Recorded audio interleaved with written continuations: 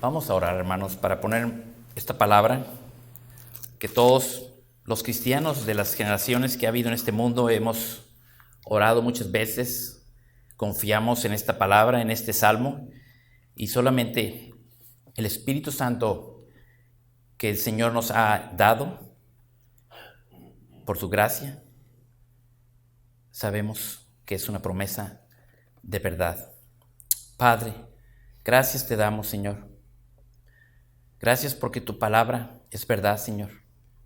Gracias, Señor, porque tú, Señor, eres Dios fiel. Si nosotros permanecemos infieles, tú sigues siendo fiel, Señor. Tu palabra continúa en nuestros corazones. Aún con nuestra pecaminosidad, tú siempre has sido fiel. Y por eso ponemos en tus manos este tiempo, Señor. Un tiempo en el que el mundo, Señor, no sabe, ni discierne, ni se imagina la época que viene, Señor.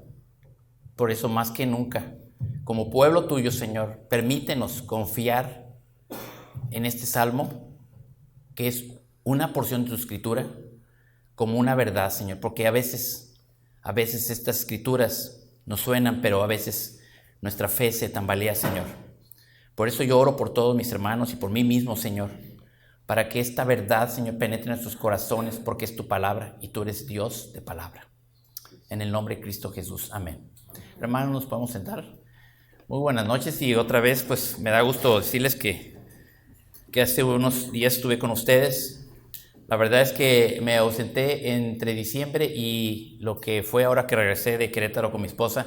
Me ausenté aproximadamente un mes y medio y no había tenido el privilegio, la oportunidad que siempre buscamos de poder compartir una palabra, ¿verdad? Y bueno, pues fue mi turno 2 veces en estos 15 días que he estado aquí. Mañana en la mañana saldré por carretera otra vez con mi esposa, ¿verdad? Vamos en nuestro vehículo hasta Querétaro, como cada 15 días, y pues les pido sus oraciones. ¿Qué es lo que tengo que confiar, ¿verdad? Mi socorro viene del Señor que hizo los cielos y la tierra. Es el salmo que se predicó hace 15 días. Y hoy este salmo no está muy distante de lo que es ese socorro. Pero aquí vemos especificaciones bien claras que si el incrédulo o si la persona que no conoce la palabra de Dios, si hay alguien aquí que no ha leído la Biblia, si hay alguien de aquí que nunca, o que viene por primera vez aquí, ¿verdad? O que a lo mejor aún como creyentes, aún todavía estamos en una flaqueza o dudando de nuestra fe, yo les pido, ¿verdad? Les pido con todo el corazón que esta palabra, ¿verdad?, sea algo que atesoremos para que entendamos que Dios es Dios de palabra. Es el título que le he puesto a esta palabra del Salmo 91. Y vamos a ver los 16 versículos, no en la manera tradicional que nuestro pastor nos ha enseñado, que es un sermón expositivo del 1 hasta el 16, sino como el Señor me lo mostró cuando venía de allá de Querétaro, traía este esquema, ¿verdad? Y vamos a verlo en 2 partes. Hermanos, este salmo fue usado por muchos cristianos de generaciones en todo el mundo y hasta el día de hoy. Los soldados americanos que fueron a Normandía, en las playas de Normandía, estaban todos ahí agazapados ante las saetas que volaban de día. Todos los balazos y las ametrallas de los nazis, ¿verdad?, pasaban zumbando por sus cabezas y muchos de ellos caían despedazados por morteros o por granadas o por balas. La vida del cristiano es sufrida. Y créeme lo que en alguna manera estos hombres que conocían la Biblia, porque Estados Unidos durante esa época, en los años del 40 y todo eso, era una nación en la que todavía la Biblia se leía en las escuelas, en la que todavía las familias leían la palabra de Dios en las casas. Un tiempo en donde esa nación que Dios levantó, y la levantó grandemente, ustedes que saben que llegó a ser el país más poderoso de la tierra, hoy en día se tambalea, como todas muchas otras naciones, y porque el Señor está tambaleándolas ya. Pero hermanos, lo que nos queda de este salmo es que esos cristianos no solamente conocían la palabra y estaban rezando, orando este salmo cuando los balas estaban volando a los lados. Y ellos decían, no temeré. De las saetas que vuelan, no temeré. O sea, ellos estaban orando el Salmo vívidamente y muchos de ellos se encontraron muertos con versículos en sus bolsas. Satanás también sabe este Salmo y lo usó contra el Señor Jesucristo. Ahí en el desierto, la tentación, ¿se acuerdan ustedes? Fue hacer caer al Hijo de Dios en su carne, en un ayuno de 40 días, y lo tentó 3 veces. Pero este versículo del Salmo 90 lo dijo directamente, pero sin especificar todo lo que este Salmo dice en su verdad. Nada más le dijo la segunda parte del Salmo, ¿verdad? Le dijo que los ángeles en sus manos te llevarán para que tu pie no tropiece en piedra, versículo 11 del Salmo. Pero no le dijo lo de arriba, que le dijo, porque has puesto, Señor, que es mi refugio, al Altísimo por tu habitación. No te sucederá ningún mal, ni plagas acercar tu morada, porque Él mandará ángeles.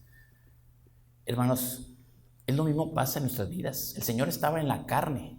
Él estaba participando de la carne y la sangre como tú y yo. ¿Por qué? Porque sabía que solamente de esa manera podía llevar a muchos hijos a la gloria. Esa es la posición que tenemos nosotros, eterna, no la biológica. Nuestro cuerpo biológico va a morir tarde que temprano, pero la vida de Cristo, nuestra vida, está escondida en Cristo, como dice Colosenses 3. Si es que habéis resucitado nosotros en Cristo, ¿verdad? Porque nuestra vida está escondida en Cristo para con Dios. Esa es nuestra morada. Entonces el Salmo nos ilustra claramente cómo existe una necesidad de convicción y dependencia.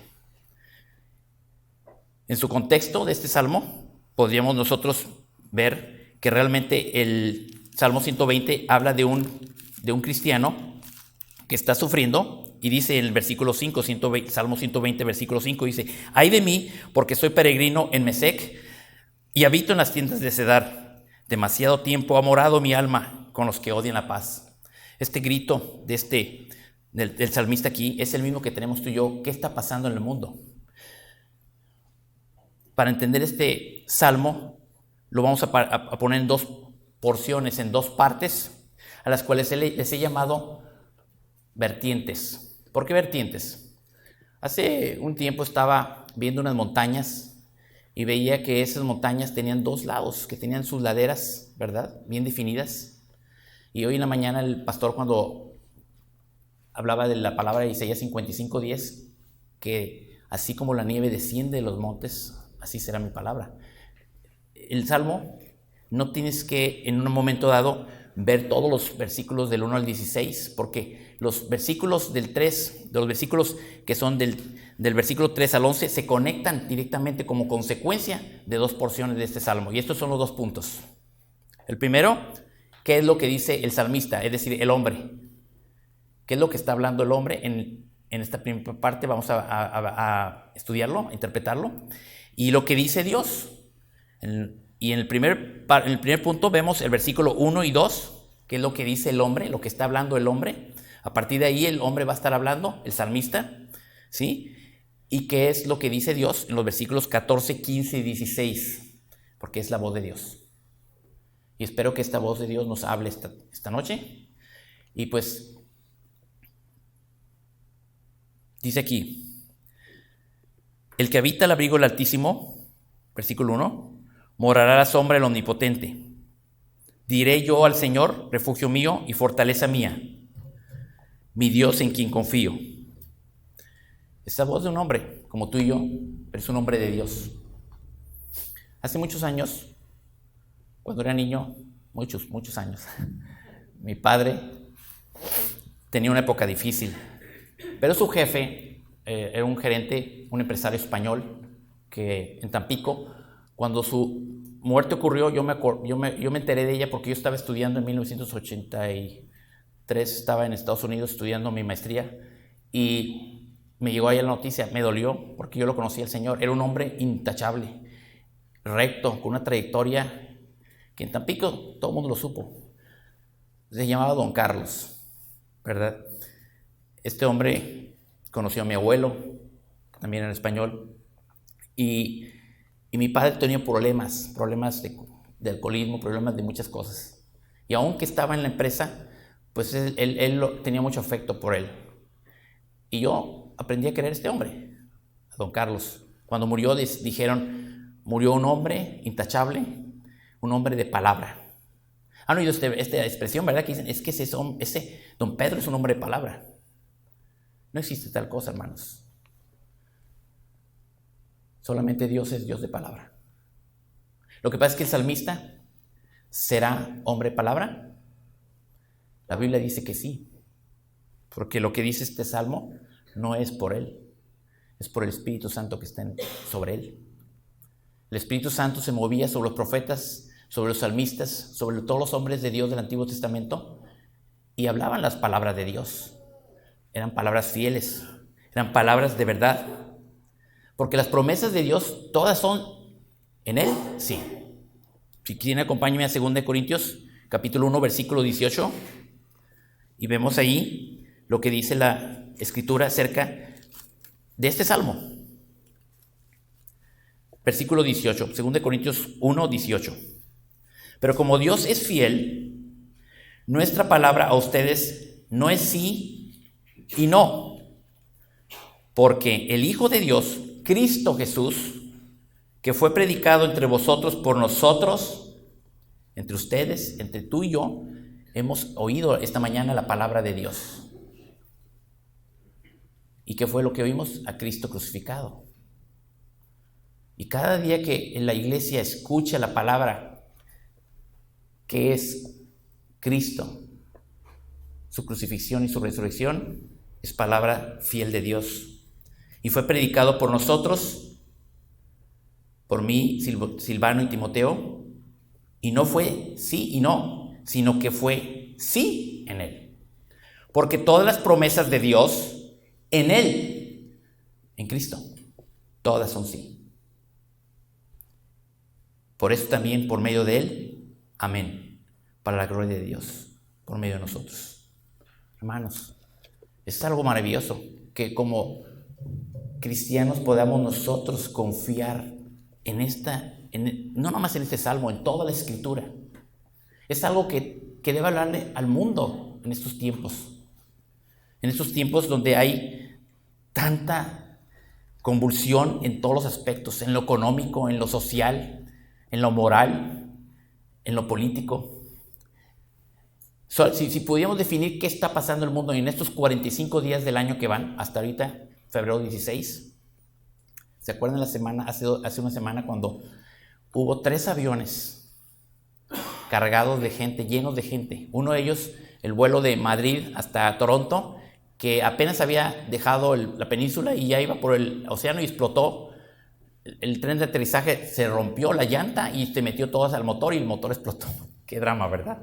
¿Saben cuánto estuvo volando en Madrid? 3 horas. ¿Qué hubieras hecho tú si estás en ese tubo allá arriba en el aire, a expensas de lo que Dios diga? Él es el que salva, el que hiere o mata. ¿Qué hubieras hecho tú como cristiano? Porque yo sé que la gente que estaba ahí, pues podrán haber hecho muchas cosas, pero la palabra de Dios solamente es para el que es de Dios. Y Jesús lo dijo bien claramente, el que es de Dios, las palabras de Dios habla. Es penoso, pero a veces vemos reuniones en donde estamos mucha gente reunidos y supuestamente hay cristianos ahí y se pueden hablar todos los temas del mundo, pero nadie es capaz de hablar algo, comentar algo de Dios. Esto lo vivimos mucho mi esposo y yo cuando fuimos el año pasado a España. Te tiene que doler ver que la gente se niega a escuchar de Dios. No van a hablar de Dios, pero se niegan a escuchar de Dios. Un licenciado muy amigo de una familia que conocimos ahí, y con un hijo con cáncer. Y por más que le hablábamos acerca de buscar a Dios, como el pastor hoy decía, ¿buscar a Dios? ¿Cómo vas a buscar a Dios si ni siquiera sabes quién es Dios? Es increíble que un país tan extremadamente católico y religioso esté derrumbándose ante un ateísmo que está completamente como un pez, como el pez, envolviéndolo, y no se dan cuenta. Hermanos, el salmista está hablando esto, y fíjate cómo él dice: el que habita al abrigo del Altísimo morará a la sombra del Omnipotente. Esto es una verdad. ¿Qué hacemos con nuestro tiempo? Para poder conocer esto, interpretar bien qué hacemos como personas en este mundo, con esta porción que estamos analizando, la primera porción del Salmo, el versículo 1 y el 2, ¿verdad? Esa palabra, esos dos verbos que se usan, habitar y morar, tienen una implicación desde su palabra hebrea. La palabra yasab, habitar, es el que se sienta. Así como estamos sentados ahorita. El que se sienta. Pero ahorita estamos sentados como iglesia aquí. ¿Cómo te sientas tú en tu casa? ¿O cómo estás tú? ¿Cómo permaneces tú en tu lugar para con Dios? A eso se refiere el salmista.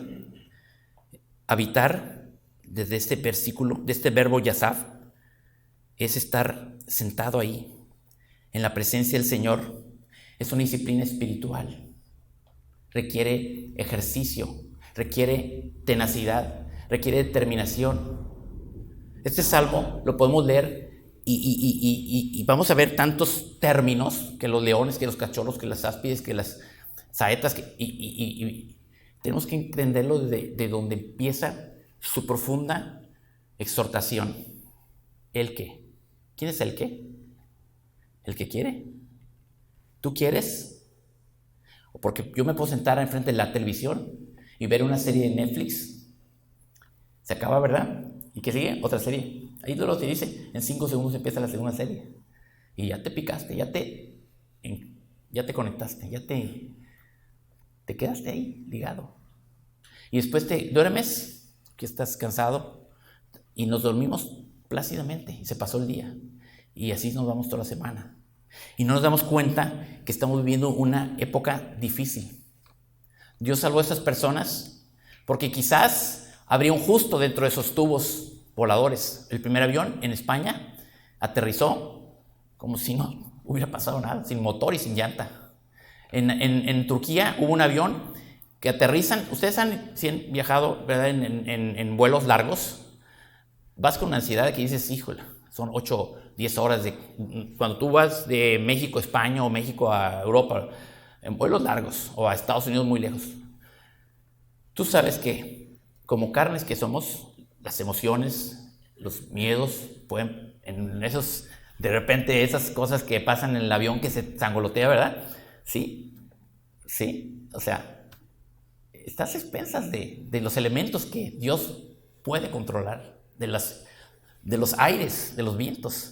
Este avión de Turquía aterriza y después de unos 150 metros que ya aterrizó, un viento de cola le pega de lado, lo saca de la pista, cae hacia un barranco de 30 metros y se parte en 3 pedazos. Ahí están las fotos, en internet lo pueden ver. Fue en España lo publicaron por todos lados porque acababa de ocurrir solo 3 días. El de España fue el miércoles y el viernes ocurrió el avión turco que volaba de Estambul a Esmirna. ¿Y saben qué pasó? Salieron 157 pasajeros menos 1. Entre esos 3 tubos rotos, impresionante, salieron 157 almas. Después, otro avión en Rusia, el tren de aterrizaje truena y aterrizan de panzazo en la nieve. Un pasajero lo grabó todo. Estas cosas pasan y no nos ponemos a reflexionar y decimos, qué misericordioso Dios, ¿verdad? De que estas cosas que son promesas para sus hijos, también sobre los injustos, Él hace salir el sol y la lluvia. Él sabe por qué tiene vivo al injusto, al impío, al incrédulo, al ateo. Hermanos, estamos viviendo tiempos complicados. No solamente estas cosas, epidemias, plagas, catástrofes de volcanes por aquí, terremotos por allá. En la sociedad degradada completamente. Ya para qué hablamos de ese tema.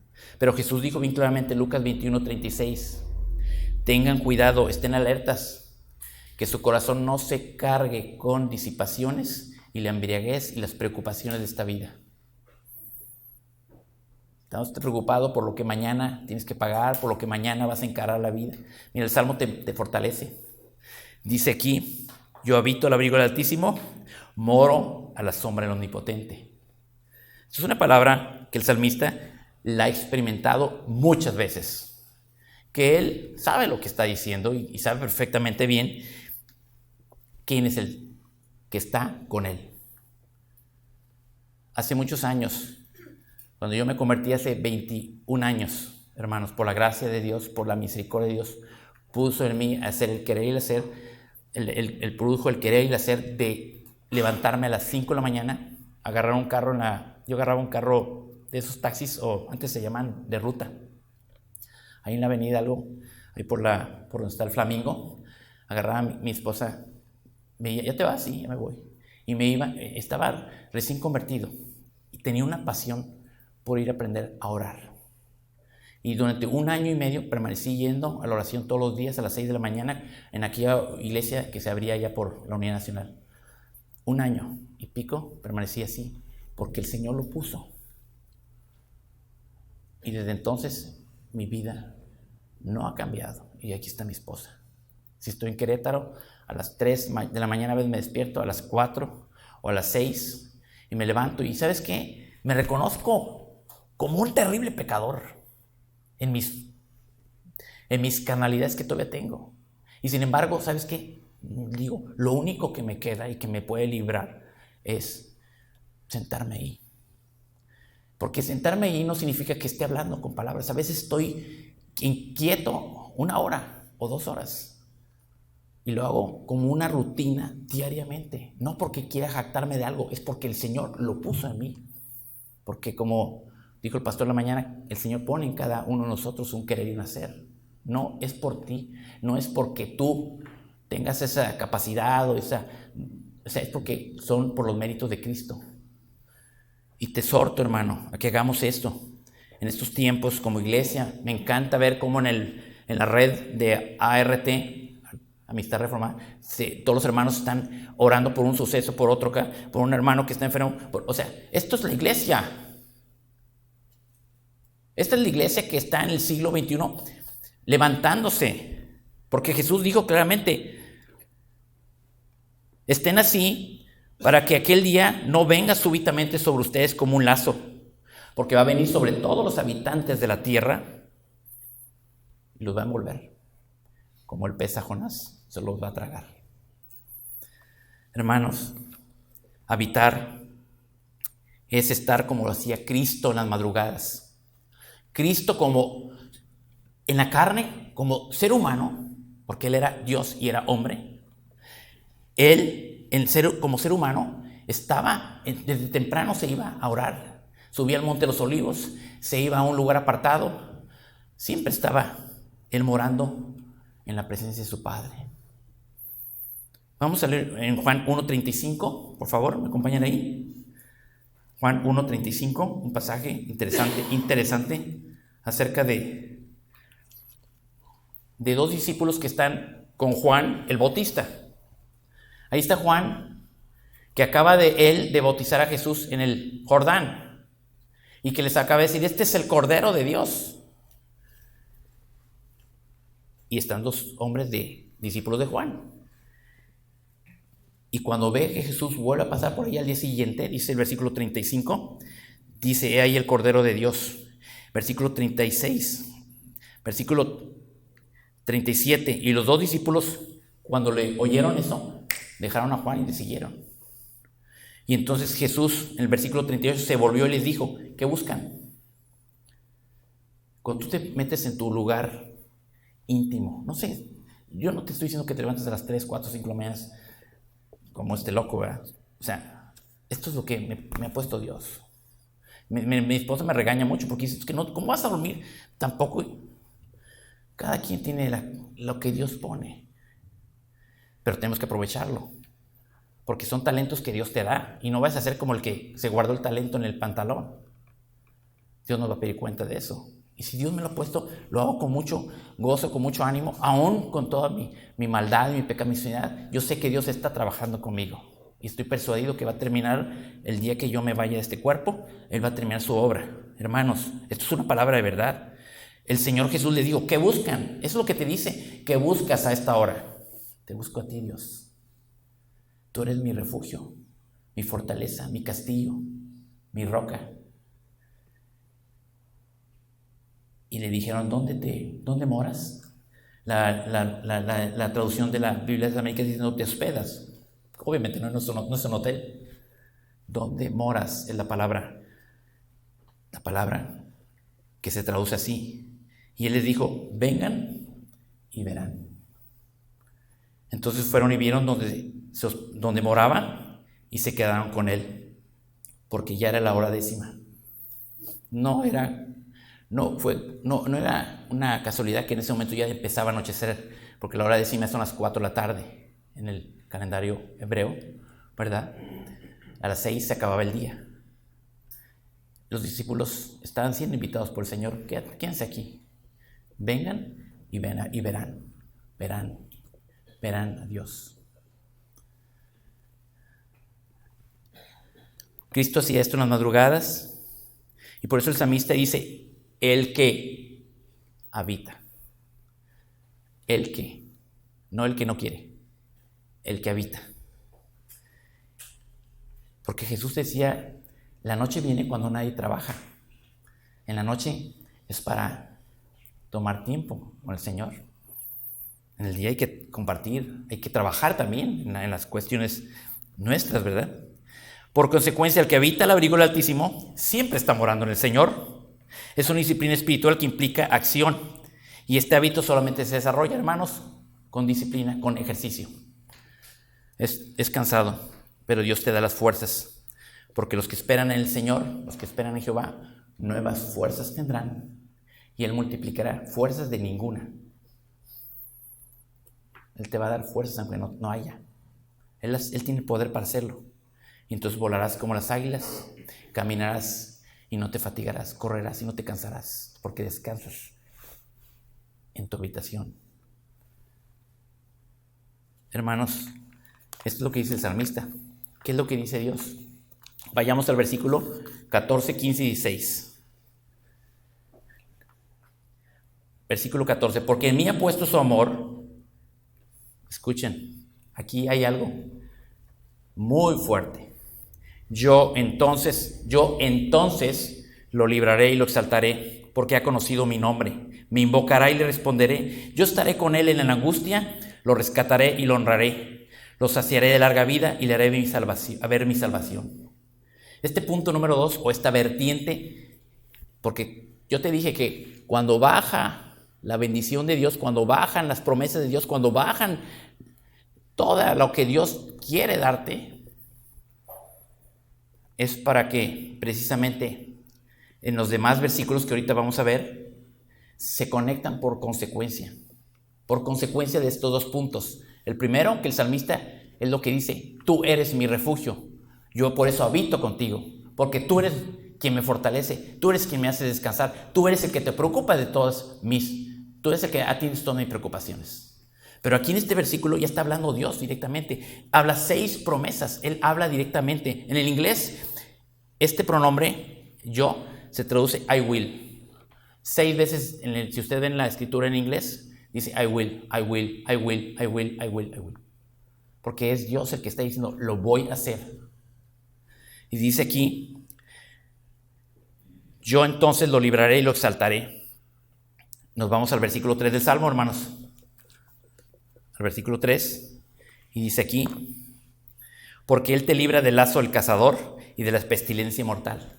Hermanos, si nos olvidamos de qué nos libró Dios. Tal vez te haya librado de un atropellamiento allá afuera.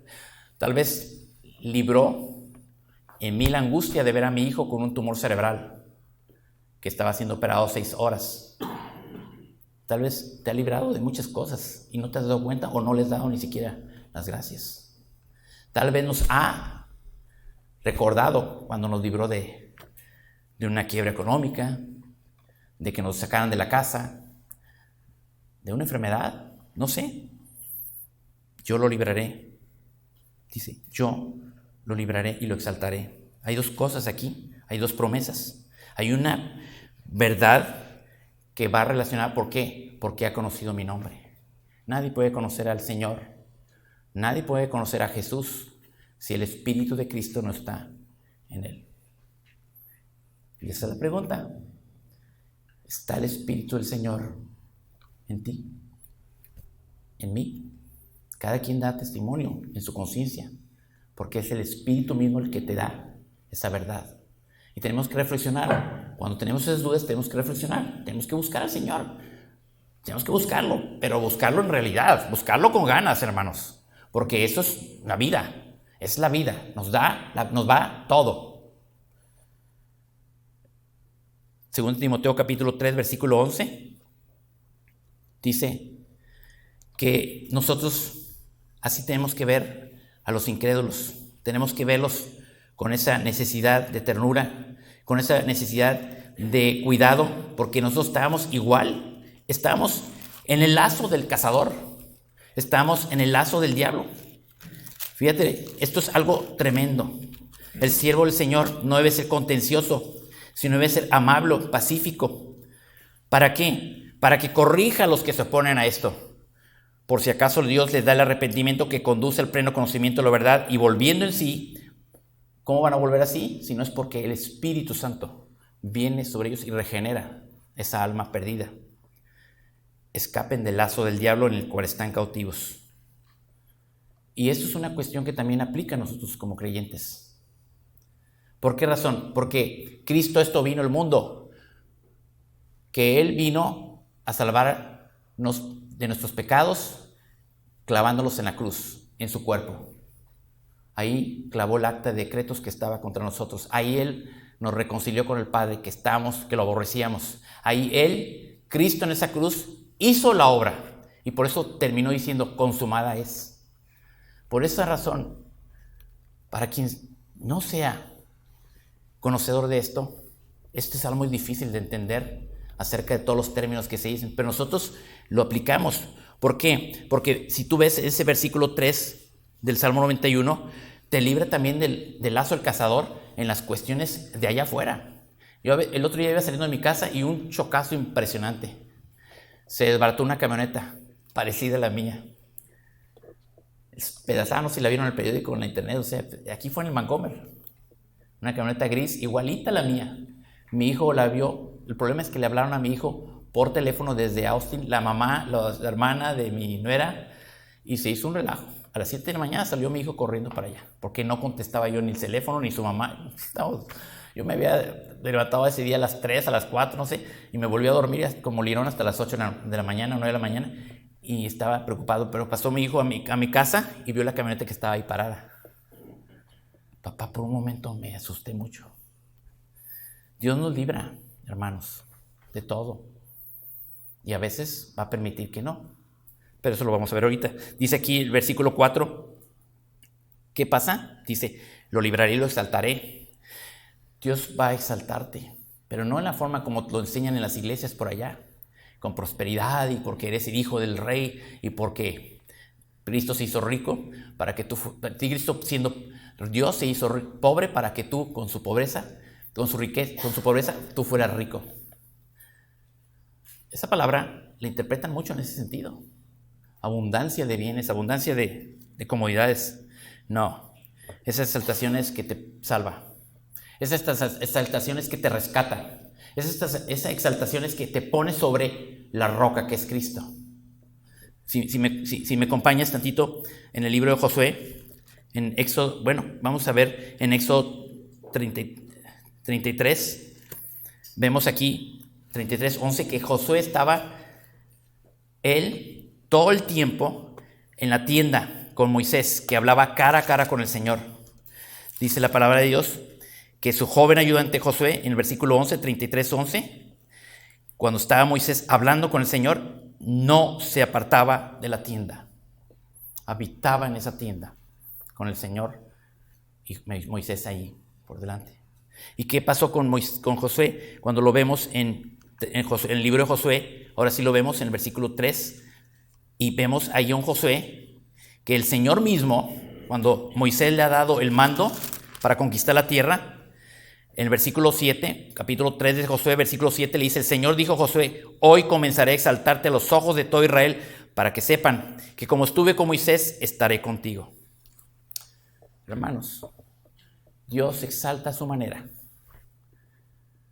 Esta es la razón por la cual muchas veces cuando servimos aquí al Señor, no es porque nos merezcamos esa gracia de aquí estar o de servir allá con los salones. O sea, es una cosa que no podemos pagar. Es una gratitud que toda la vida biológica que vas a tener aquí en esta tierra la vas a tener que demostrar, hermano. Y este es el tiempo, porque estamos viendo cómo está el entorno del mundo. Pablo dijo en Efesios 5, ¿verdad? Andad como sabios, no como necios, sabiendo que los días son malos. Iglesia, levantémonos, habitemos con el Señor. Él quiere que moremos con Él todo el tiempo de nuestra vida, en este cuerpo miserable de muerte, que Pablo dice: solamente tú, Cristo, nos libras de él. El versículo 5 dice, en el Salmo 91:5, dice: no temerás el terror de la noche, ni la flecha que vuela de día, ni la pestilencia que anda en tinieblas, ni la destrucción que hace estragos en medio del día. Vaya que estamos viviendo un tiempo de plagas. El otro día compartía precisamente con alguien, no sé si con Alberto, con Pastor, cómo hay 3 situaciones que están ocurriendo ahorita mismo en España. En España, donde es un país que es el 5º país del mundo en estos momentos en ateísmo. Tremendo, ¿no? País ultracatólico en la época de la Edad Media, hoy es ateo. El pastor español que estuvo aquí, ¿te acuerdan de Rafael que estuvo aquí? Dice: es un sufrimiento aquí, Jorge. Hay persecución por todos lados. Nada más tantito que hables algo, te están todos viendo eso es algo terrible. Todavía no llega aquí en México. Y por lo tanto, el Señor dice: no temerás. La palabra no temerás en la Biblia está en todos lados. Es una palabra que Dios da a los creyentes. No temas lo que lo de allá afuera están temiendo. No temas si no tienes dinero. No temas si no tienes para pagar esto. No temas si tienes una enfermedad. No temas si te están queriendo llamar por teléfono para secuestrarte. No temas. Hoy en día hay balazos por todos lados. Hay gente que por una bala perdida ha perdido la vida. El Señor está con nosotros. Hermanos, son verdades. Son palabras que el Señor plasmó aquí. Y el salmista la sigue diciendo, porque la palabra de Dios, la palabra directa de Dios, dice en el versículo 15: me invocará y le responderé, yo estaré con él en la angustia, lo rescataré y lo honraré. Fíjate que a veces así no pasan las cosas. Me invocará y le responderé, yo estaré con él en la angustia. Yo me acuerdo de mi hijo, que ya lo he comentado. Ese día estaba yo, así como está este grupo de sillas, en el salón de pacientes del hospital de alta especialidad en Ciudad Victoria. Yo creí que tenía alguna cosa sencilla. Mi esposa salió con una cara que nunca se me va a olvidar y me dijo: ven, te llama el doctor. Apenas entré y yo vi en la computadora, así como está Pablo ahí, inmediatamente en el cerebro de él vi la masa del tumor. Yo sabía lo que era. Pero ¿sabes qué había pasado antes cuando yo estaba solo en ese lugar? Y mi esposa lo sabe. Yo estaba orando y estaba diciendo al Señor: que se haga tu voluntad, Señor, pero que tú tengas cuidado de él, porque todavía no conoce al Señor bien. No te conoce bien, Señor. Quiero que esto sea una cosa que nos hables, Señor. Y me habló con la palabra de Isaías 54:14. Una palabra que cuando mira, cuando tú estás orando, leyendo la Biblia, cuando tú estás aprendiéndote los versículos, cuando tú estás entendiendo la palabra de Dios, no nada más como así de memoria nada más, sino entendiendo, Dios traerá en tu buen depósito, traerá las palabras en su momento que vas a necesitar en la prueba, en la tribulación, en las situaciones en donde necesitas un consuelo, y no un consuelo de este mundo, sino de Dios. Es lo que quisiera que esta noche nos llevemos. ¿Por qué? Porque en Hebreos capítulo 5, versículos 7 al 8, si vamos al libro de Hebreos, esto hacía Jesucristo. Fíjate lo que dice aquí, en Hebreos capítulo 5, versículos 7 al 8.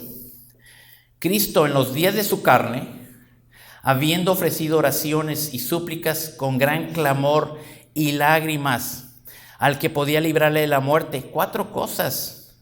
Estaba ofreciendo oraciones, estaba ofreciendo súplicas, estaba clamando y estaba llorando. Y lágrimas también con sudor de sangre.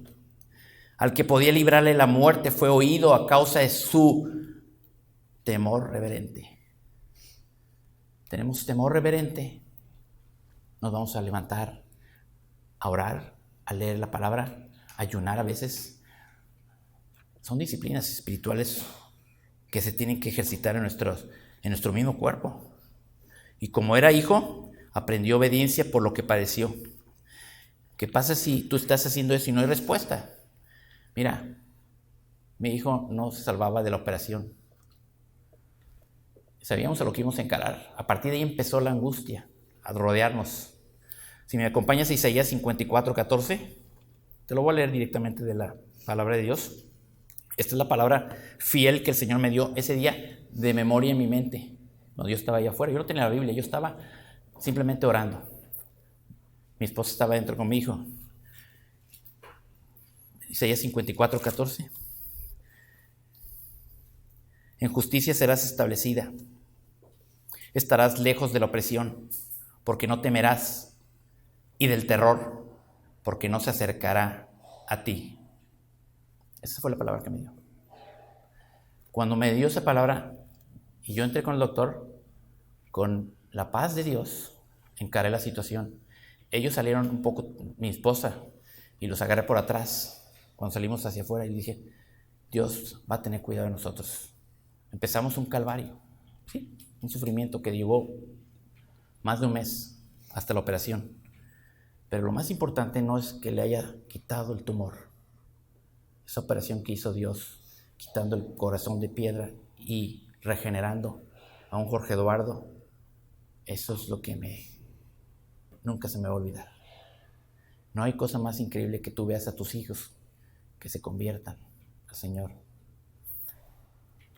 Pero la carne es la carne, hermanos. Cuando vinieron los días posteriores, hubo conatos, hubo situaciones en donde los exámenes de las biopsias, un laboratorio detectaba que había malignidad. Y entra otra vez el temor, entra otra vez la angustia. Dice el versículo 15 de Isaías 54, si alguno te ataca ferozmente, no será de mi parte, porque cualquiera que te ataque, por causa de ti caerá. Hermanos, vino el diagnóstico, en serio, mi esposa lo sabe. ¿Y sabes qué pasó? Decían que era maligno, altamente maligno, sin probabilidad de nada. ¿Y sabes qué pasó? Oramos y le pedimos con mucho clamor y con lágrimas a Dios. Y ese mismo, yo fui a recoger la biopsia de un laboratorio de esta ciudad y la mandé a Monterrey con uno de los laboratorios de allá de Monterrey, que es muy difícil entrar a esos laboratorios a menos que tengas ciertas conexiones. Un hermano de mi esposa lo pudo hacer, pero es Dios el que hizo todo eso. Dios es el que hizo todo eso. Examinaron las muestras, revisaron los análisis y dijeron, si tu hijo tuviera este diagnóstico que te están dando, ya ahorita en su momento estaría, para empezar, no hubiera salido de terapia intensiva. Salió caminando como si nada. Desgraciadamente a veces los errores médicos así están, pero es Dios el que actúa en todo, hermanos. Y vemos a Jorge Eduardo ahí, yo lo veo cargando cosas y haciendo cosas, y hace 7 años que pasó esto, impresionantemente. Es un testimonio. La Biblia dice en el Salmo 74 que tenemos que nosotros hablar las obras del Señor. ¿Por qué las tenemos que hablar? Porque son cosas que se tienen que hablar a la congregación. Dice, no lo ocultaremos a sus hijos, 78:4 dice, sino que contaremos a la generación venidera de las alabanzas del Señor, su poder y las maravillas que hizo. Cuando tú ves testimonio, no es para jactarte, es para ver que esa gloria de Dios está en ti también, para cuando te toque tu tribulación. Es el poder de Dios. No es consuelo humano, es consuelo de Cristo para ayudar a otros que podamos ayudarles. Finalmente el Salmo 91 termina diciendo la palabra de Dios, el Señor mismo, dice aquí claramente: lo rescataré y lo honraré. Es una promesa del Señor. Pero a veces esto no sucede. A pesar de que Cristo tenía la capacidad de pedir ángeles para que lo defendieran, Él fue a la cruz por ti y por mí, por aquel que no le conoce. Y yo te exhorto a que no olvides ese acto de ir a un madero y ser clavado con ese terrible tortura y escarnecimiento que jamás un ser humano ha tenido para llevar tus pecados. Eso que los ángeles lo iban a defender, Cristo no quiso. Que se haga tu voluntad, Padre, no la mía. Jim Elliot, misionero norteamericano, fue hacia Ecuador con su esposa y 4 hombres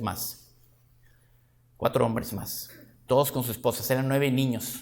Se estacionaron en Ecuador. Su misión, después de tantos años de seminarios y tantos años de crecimiento en la iglesia, era conocer a la tribu de los Aucas, evangelizarlos y que por la gracia de Dios pudieran conocer a Cristo. Jim Elliot, antes de salir, su hermana le dijo: ¿no es algo tonto lo que vas a hacer? Esas tribus acaban de matar a personas ahí en Ecuador, militares. Son agresivas, entre ellos mismos se matan. Y dijo: precisamente eso es lo que Dios nos ha puesto. Y somos 5 parejas, 9 niños. Si alguien puede leer el libro de Elizabeth Elliot, la hermana, que le dijo eso, ¿no es tonto esto? ¿Y sabes qué? Este hombre se fue con sus amigos y cuando al parecer visitaron 3 veces, bajaron con su avioneta, una avioneta amarilla. Es una película preciosa, se las recomiendo mucho. Y descendían ahí en las riberas del río, ahí cerca de donde estaba la tribu. Se hicieron amigos de ellos, hasta comieron con ellos. Pero en un tercer viaje que hicieron, creo que fue el tercero, aterrizaron y de repente salieron un grupo de hombres con lanzas y los mataron a todos. Los atravesaron uno por uno con lanzas.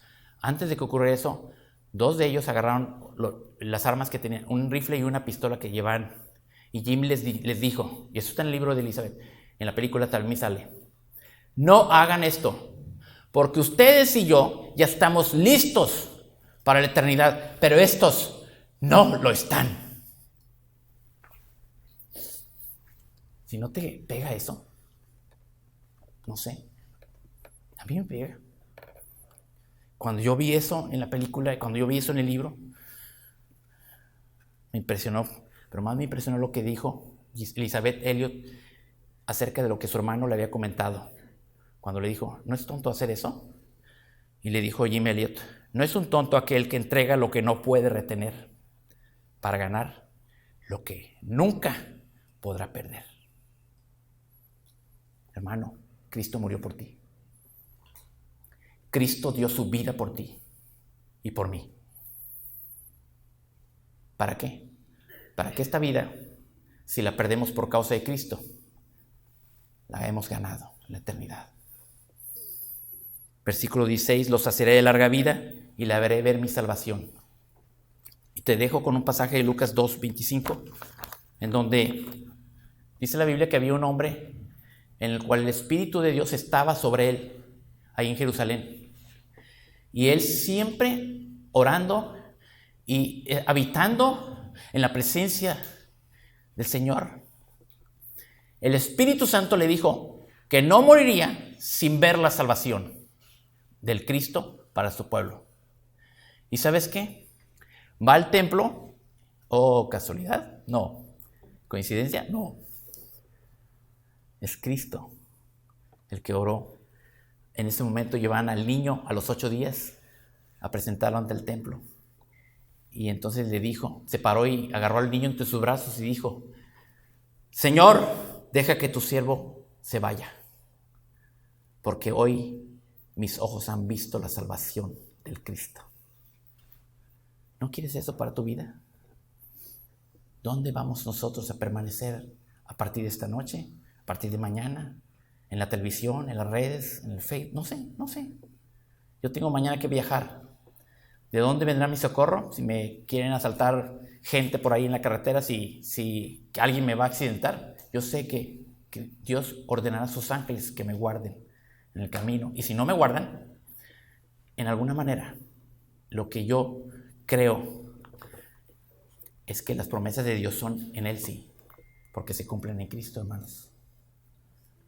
Busca la salvación, no porque no la tengas. Si la tienes, gloria a Dios. Dice, el que persevera hasta el fin, ese será salvo. Entonces, con más temblor y temor, cuidaos de vuestra salvación que Dios os ha dado. Y sobre todo, para el que no la tiene, es el tiempo. Si oyeres hoy su voz, no menospreciéis al que habla desde arriba.